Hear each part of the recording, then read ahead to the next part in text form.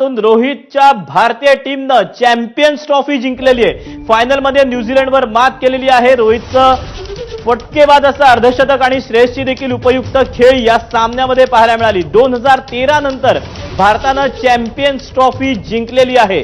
भारतानं तिसऱ्यांदा आता चॅम्पियन्स ट्रॉफी जिंकलेली आहे।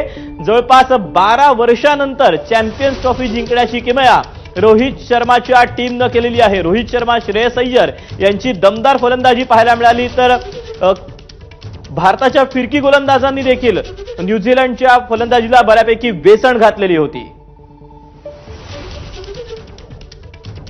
आणि आपण याचबद्दलचं आता सेलिब्रेशन सुरू झालेलं आहे। सेलिब्रेशन जाणून घेणार आहोत। नागपूरला जाऊया। तुषार कोळे आपल्यासोबत आहे। तुषार, तुझ्या पाठीमागे आम्ही पाहतोय फटाके फोडायला सुरुवात झाली आहे। काय नेमकी प्रतिक्रिया आहे सगळ्या या क्रिकेट फॅन्सची?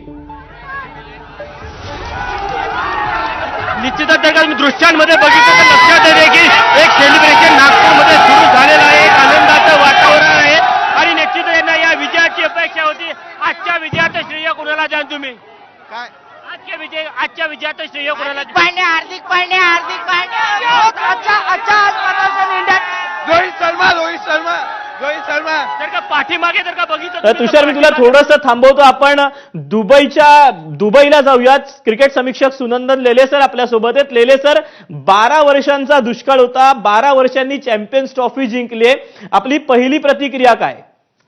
मी एवढंच म्हणेन, मी प्रचंड नशीबवान आहे। 3 वेळा भारतीय संघाने चॅम्पियन्स ट्रॉफी जिंकली।